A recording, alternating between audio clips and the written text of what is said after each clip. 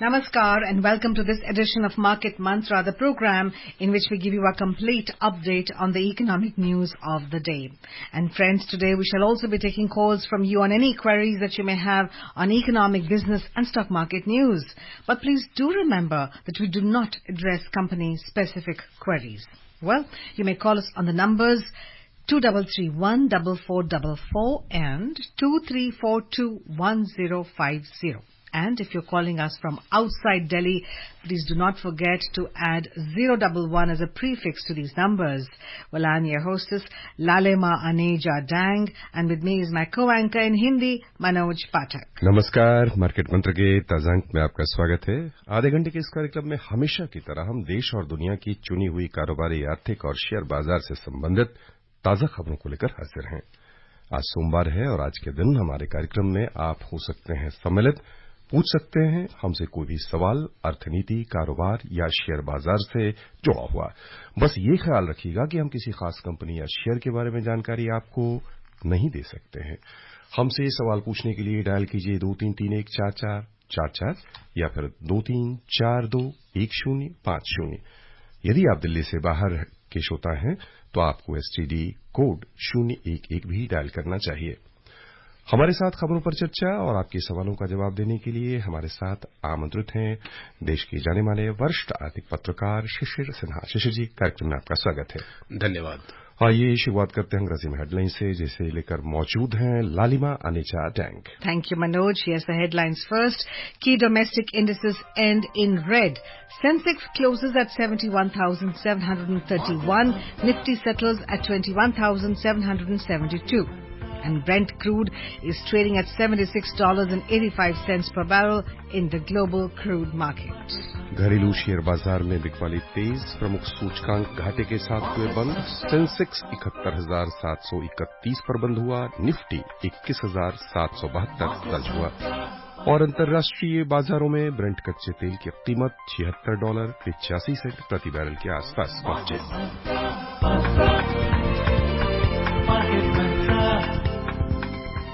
अंतर्राष्ट्रीय बाजारों में मिले जुले रुख के बीच घरेलू शेयर बाजार में आज मुनाफा वसूली की गई और प्रमुख सूचकांक घाटे के साथ बंद हुए। बॉम्बे स्टॉक एक्सचेंज का सेंसेक्स कारोबार के अंत में 354 अंक यानी 0.49% घटकर 71,731 पर बंद हुआ। उधर नेशनल स्टॉक एक्सचेंज का निफ्टी 82 अंक यानी 0.38% कमजोर होकर 21,772 रह गया।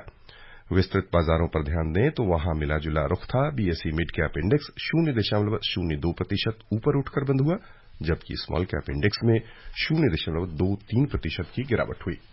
Well, now we are joined by Vikas Mehta calling us from Kolkata.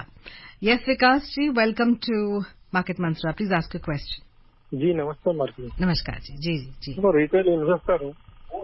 जब गैप डाउन ओपन होता है तो गैप डाउन जो स्टॉप लॉस लगाता हूँ 9:15 को मार्केट ओपन होता है, उसके आगे स्टॉप लॉस नहीं लगता।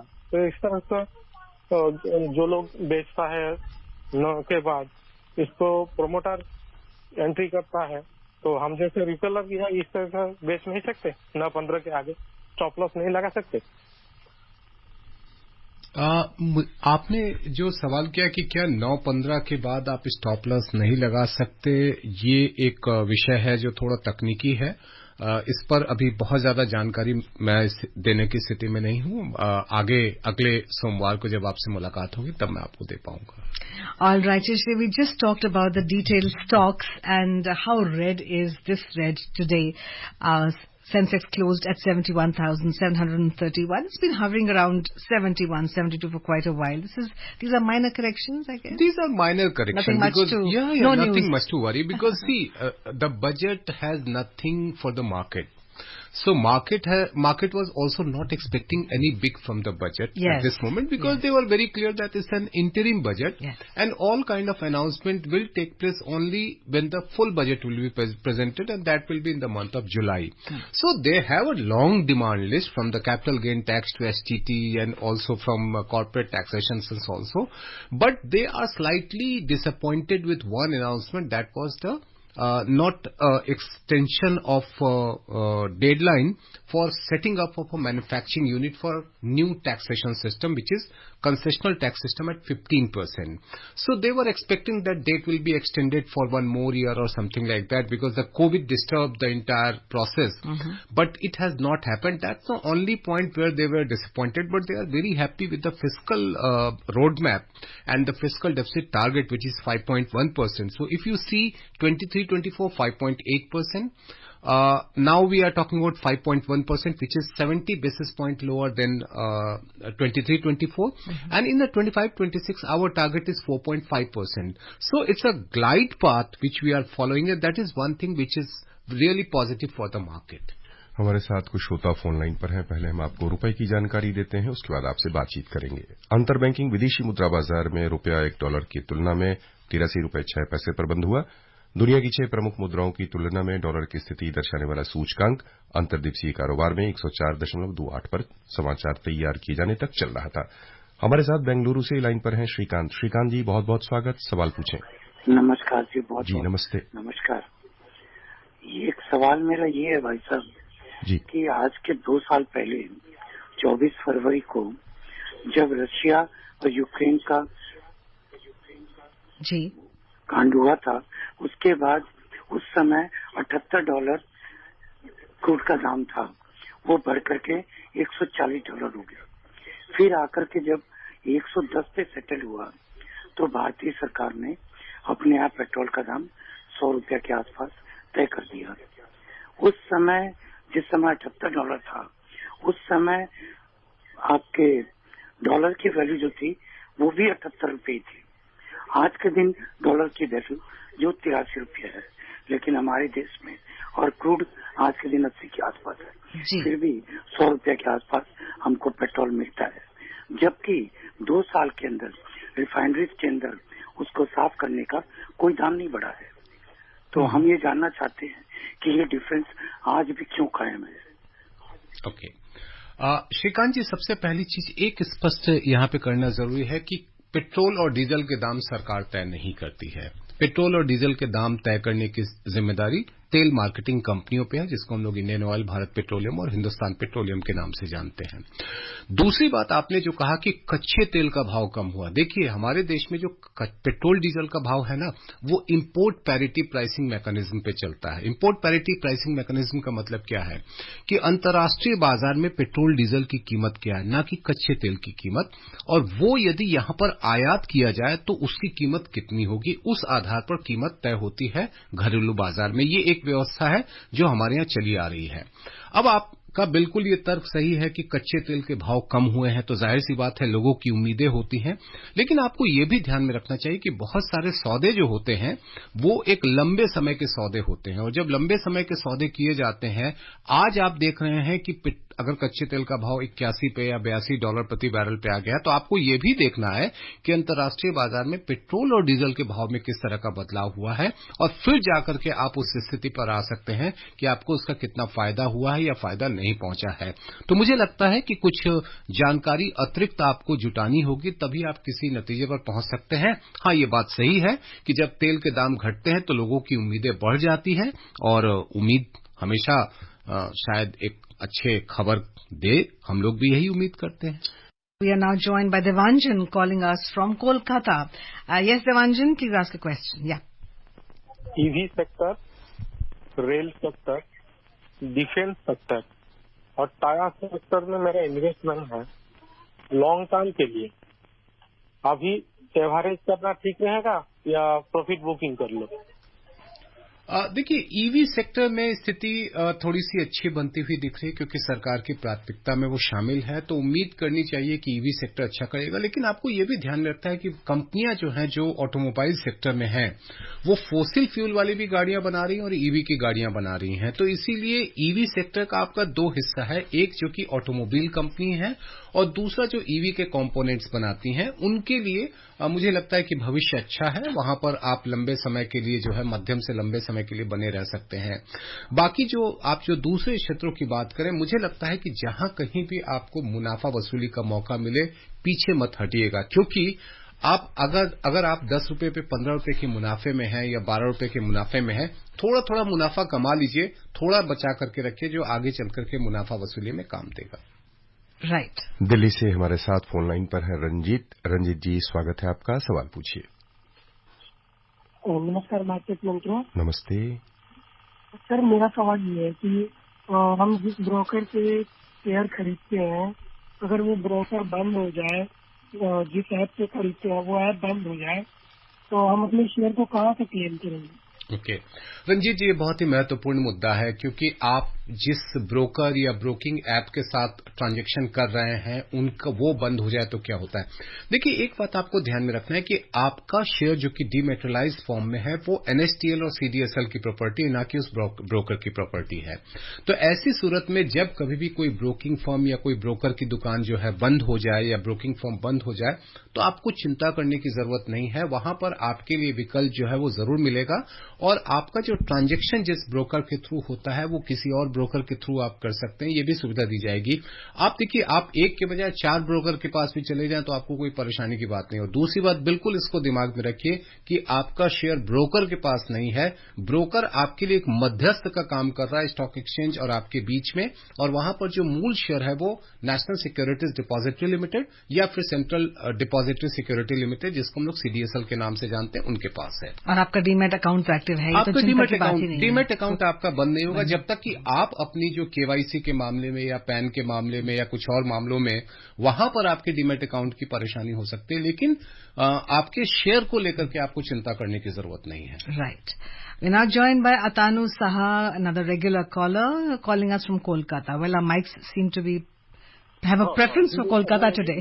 जी अतानु जी, सवाल पूछिए। जी जी। नमस्कार जी, Atanu from Kolkata. Sir, my question is about financial education, where we are, financial education, where we are inside our world, because just few days before on budget, interim budget, it is granted in a matter of R&D, research and development.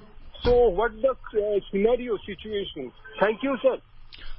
Atanu sir, the real issue is that the financial literacy in India is very low, and that's the reality. In fact, that's a result of a survey conducted by various agencies. Even RBI in its report also mentioned that the financial literacy is low. That's the reality. Now the issue is, what about the financial education? Now we are seeing that Central Board of School Examination, what we call as the CBSE, and many other organizations, they have introduced some financial education at class 12 and at class 10 and as well as the class 12 level, and we hope that this will improve, but at this moment it is not very good and we need to do a lot of work in this regard. आइए कोलकाता से चले मुंबई से हमारे साथ phone line पर हैं आलोक जी, बहुत बहुत स्वागत, सवाल पूछें।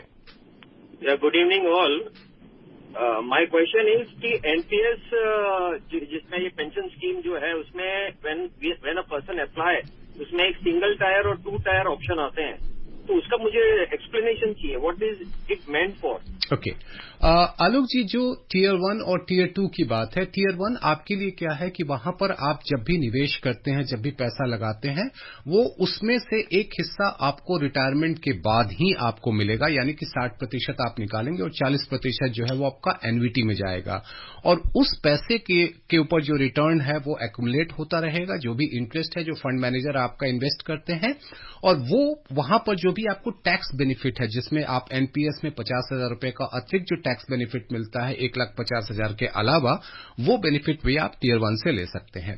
टियर 2 एक तरीके का सेविंग अकाउंट है, जहां पर आप पैसा जमा करें, पैसा जब चाहे निकालें, उसमें आपको कोई तरह से कर रियायत नहीं मिलता और उसमें और दूसरी शर्तें नहीं हैं। ये एक सुविधा दी गई है जिससे कि आपके लिए तरलता बनी रहे। तो अब यदि भविष्य के बेहतरी के लिए सोच रहे हैं तो आपके लिए टियर 1 एक बेहतर विकल्प है। We are now joined by Gopal calling us from Mumbai. ये मार्केमा जी नमस्कार जी नमस्कार। सर मेरा सवाल बहुत ही सीरियस सवाल है। मैं सीनियर सिटीजन है सर। मैं एक आईपीओ में 2 साल पहले आईपीओ आया था। मैं उसके शेयर में एसआईपी करके मैं फंस गया है। मेरे पास कम से कम 3 लाख रुपए के शेयर है। पिछले 3 दिन से ये लोअर सर्किट मार रहा है, आधा हो गया है।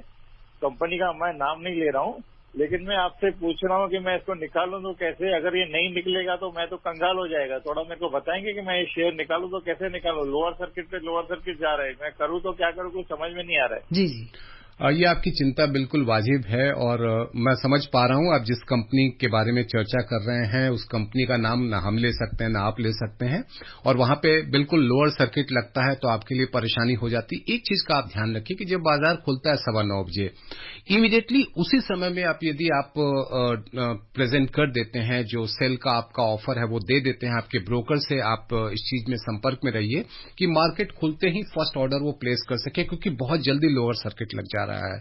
तो ये परेशानी का विषय है, लेकिन इसके लिए हमारे और आपके पास एक ही चारा है कि जैसे ही मौका मिले हम उसे बेच लें, और इसके अलावा और कोई चारा नहीं, क्योंकि रेगुलेटर आपके लिए इस मामले में अभी कुछ नहीं कर सकता जब तक कि परेशानी बहुत हद तक ना चली जाए। तो आइए लौटे दिल्ली से हमारे साथ हैं योगेश जी, बहुत बहुत स्वागत, सवाल पूछें। नमस्कार आप सभी का। सर मेरा सवाल ये है कि जब हम ऑफिस के लिए जाते हैं मेट्रो में, तो आजकल ये चलन देखने को मिला है कि सुबह 9:15 होते ही सब अपने डीमैट अकाउंट में ट्रेडिंग करना ज्यादातर लोग स्टार्ट कर देते हैं, या स्टॉक को स्पेकुलेट करना स्टार्ट कर देते हैं। तो ये कितना हानिकारक और कितना लाभदायक है कि इतना एक्सेसिबल हो गई है मार्केट? देखिए, आप बाजार में 2 स्वरूप में जाते हैं, या तो आप ट्रेडर होते हैं या निवेशक होते हैं। जब आप ट्रेडर होते हैं तो आपकी कोशिश क्या होती है कि आप बाजार में एक दिन में कितना ज्यादा कमा सकते हैं। कमाने का मतलब ये है कि प्लस माइनस है, जरूरी नहीं है कि जितने आप ट्रांजैक्शन कर रहे हैं सभी में आपको फायदा ही हो, कुछ में आपको नुकसान भी हो सकता है। तो प्लस माइनस होकर के दिन के अंत में आप देखते हैं कि क्या आपको वाकई में प्लस में है या आपके माइनस में है। देखिए, हानिकारक कहना थोड़ा सा उचित नहीं होगा।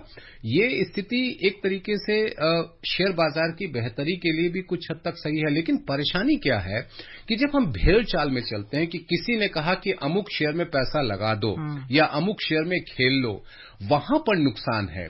तो हमारे लिए डेली ट्रेडिंग करें या निवेश करें, सबसे अहम बात है कि पैसा हमारा अपना है, उसके लिए हम थोड़ा अतिरिक्त मेहनत करें, कंपनी के बारे में समझें। और देखिए, कंपनी को समझने के लिए आपको 2-3 चीजें ही ध्यान में रखनी है, जैसे कि जिसको हम लोग कहते हैं कि कारोबार कितना है, उसका मुनाफा क्या है, और मुनाफा कमाने का चलन किस तरीके से है।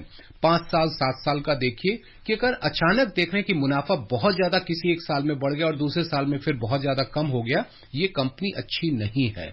ऐसी हमें कंपनी को लेना चाहिए जिसमें एक स्थिरता देखने को मिले, स्थायित्व देखने को मिले, वो आपके लिए बेहतर है।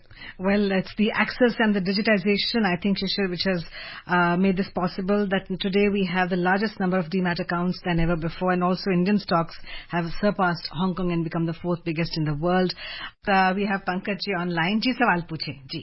हेलो नमस्कार जी, नमस्कार जी जी जी जी। सर मेरा क्वेश्चन है, हमें जो सर प्रॉफिट होता है इसमें से हम कौन कौन से चार्जेस हैं जिसको रिड्यूस कर सकते हैं? जैसे एसपीटी होता है और एक्सचेंज ट्रांजैक्शन है, डिपॉजिटरी पार्टिसिपेंट का फीस चार्ज लगता है। तो हम अपना जो प्रॉफिट निकालते हैं टैक्स, इनकम टैक्स पर्पज के लिए, उसमें हम कौन कौन से चार्जेस डिडक्ट कर सकते हैं? Thank you. देखिए, चार्जेस जो डिडक्ट करने की बात है उसमें तो आपका लॉस ही है, जो कि मेन रूप से, या यदि आप बिजनेस एक्सपेंसेस के तौर पे देख रहे हैं। देखिए, आप एक इंडिविजुअल इन्वेस्टर की बात कर रहे हैं या एक ट्रेडर जो कि बिजनेसमैन के तौर पे काम कर रहा है। तो जब आप बिजनेस मैन के तौर पे अगर आप एक शेयर बाजार में काम कर रहे हैं तो आपके जो बिजनेस एक्सपेंसेस है उसको आप माइनस कर सकते हैं। लेकिन अगर आप निवेशक हैं तो आपके लिए जो सुविधा है वो घाटे को लेकर के ही है कि घाटे को हम कैसे सेट ऑफ करें या कैरी फॉरवर्ड करें। तो यही 2 विकल्प आपके सामने उपलब्ध है। All right, let's take a look at some key stock indices. Well, the key domestic stock indices ended in red amid mixed cues from the global share markets. BSE Sensex lost 354 points or 0.49% to close at 71,731. NSE Nifty fell 82 points or 0.38% to settle at 21,772. In some indices, well, at the BSE, 9 sector registered gains while 11 witnessed losses. Oil and natural gas rose 1.95%. Energy sector gained 1.7% and healthcare added by 1.22%. On the other side, telecommunications declined 1.49% and consumer durables fell 1.39%. Commodities lost 0.88% and tech sector slipped 0.85%. For now, we're joined by Rajveer from Gurugram. जी राजवीर जी सवाल पूछें जी. मेरा सवाल ये है, intraday में जो हम trading करते हैं उस पे कितना इंटरवल लगता है, चार्जेस वगैरह लगते हैं और क्या अमाउंट तक लगता है? इंट्राडे में ट्रेडिंग का तो देखिए वो बहुत सारे अलग अलग जगहों पर अलग अलग तरीके के चार्जेज हैं, लेकिन जो बेसिक चार्जेज जो आपका एक्सचेंज का है या आपका जो ट्रांजैक्शन चार्जेज हैं वो तो काफी हद तक उसमें यूनिफॉर्मिटी, कोई उसमें बहुत ज्यादा भारी उतार चढ़ाव देखने को नहीं मिलता है, कोई बहुत भारी बदलाव देखने को नहीं मिलता है, क्योंकि मार्केट में इतना कॉम्पिटिशन है कि कोई भी इंट्राडे पर बहुत ज्यादा चार्ज नहीं ले सकता है. आइए अब चलें वैश्विक बाजारों की ओर. सबसे पहले एशियाई शेयर बाजार, जहां जापान को छोड़कर अन्य सभी स्थानों पर बिकवाली तेज रही. निवेशकों की खरीदारी से जापान का निक्केई 225 सूचकांक 0.5% लाभ में रहा. उधर बिकवाली के दबाव में दक्षिण कोरिया का कोस्पी 0.9% घाटे में रहा. सिंगापुर के स्ट्रीट्स टाइम्स इंडेक्स में 1.4% की गिरावट हुई. चीन का शंघाई कंपोजिट इंडेक्स 1% नुकसान में रहा. हांगकांग के हेंगसेंग में 0.2% की कमी आई. यूरोपीय शेयर बाजार की ओर चलें तो सभी प्रमुख बाजारों में अंतर्दिवसीय कारोबार में लाभ दिख रहा था. अंतर्दिवसीय कारोबार में समाचार तैयार किए जाने तक लंदन के FTSE 100 में 0.34% की बढ़त चल रही थी. जर्मनी का डेक्स 0.21% लाभ में था और फ्रांस के CAC 40 में 0.08% की तेजी थी. The Minister of State for Finance, Dr. Bhagwat Karad, today informed Lok Sabha that over 9,338 crore Unified Payment Interface, UPI as we call it in short, UPI transactions in volume worth, oh, that's a huge number, 143,47,779 crore rupees took place during the first 9 months of the current fiscal. In a written reply, he said a total of 386 UPI transactions were conducted in foreign countries in 2022. The minister said that RBI has allowed access to UPI to foreign nationals and non-resident Indians visiting India by enabling them to make payments using UPI while they are in India. Dr. Karad said this facility has been extended to travellers from G20 countries at select international airports for their merchant payments. Further, a provision has also been made by RBI to provide UPI access to NRIs who have international mobile numbers linked to their non-resident external and non-resident ordinary accounts. He said National Payments Corporation of India has informed that the said facility is presently allowed in Australia, Canada, France, Hong Kong, Malaysia, Oman, Qatar, Saudi Arabia, Singapore, United Arab Emirates, United Kingdom and the USA. So Shishir, as I just talked about digitization, this is digitization at its very best. We are talking about UPI payments. Yeah, before that, let me answer the question which was asked by the earlier caller about the charges. So apart from the brokerage charges, there are certain number of certain charges which need to be mentioned, especially in the intraday. One is the STT, that's the Securities Transaction Tax, and it is on the 0.025% on the sell side. Means if you are a seller, then only you have to pay that. Then there is a transaction charge which is on NSE, it is 0.00325%, and on BSE it is 0.00375%. Then there is a GST which is 18%, and there is a SEBI charge which is 10 rupees a crore. 10 rupees a crore, that's the SEBI charge, and of course then you have the stamp duty which is 0.003% or rupees 300 per crore. So these are the charges which are collected by various agencies like stock exchanges, SEBI, as well as the state government. And then there is a brokerage. So my answer to the Rajbir, I believe Rajbir from Gurugram, he asked a question about that. Yes. So I just want to clarify that the broker may be charging a very different amount, but these are the fixed charges which you have to give on the intraday trading. Right, that was quite detailed. And the UPI payments, yes, we are rocking. Of course, so digital payment at this moment because of the convenience. Like, we all need transaction to take place in the least possible time. So when you are using the QR code for making a payment, or when you are going for say mobile payment, or when you are going for the interbank, that's the online banking transaction, the most important thing is that how much time we are spending on making some transactions. So it is in some places it is in second, and the convenience is that you don't have to carry the cash. Yes. Of course, there will be some concerns about the security. Yeah. There could be some concerns on the security, and that will always be there because the real issue is that the fraudsters are always there and they always look for some kind of loopholes. So that security concern will be there, but the convenience and the cost, if these two are at the lowest level, then the digitization or the digital payment will be more successful. Right. आगे बढ़ते हैं.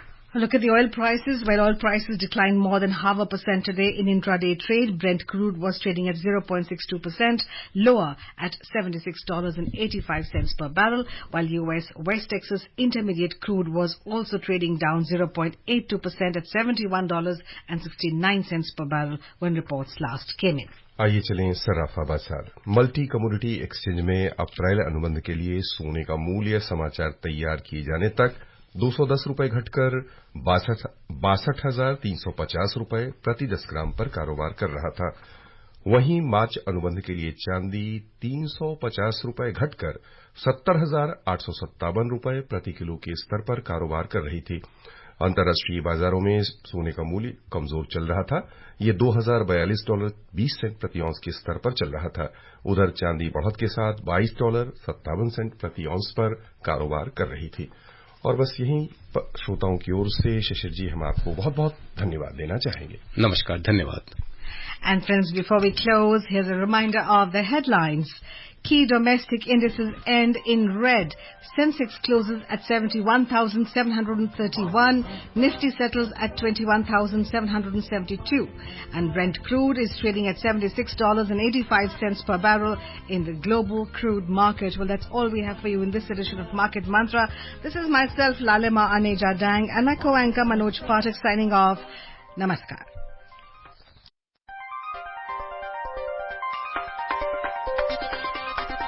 Market Mantra.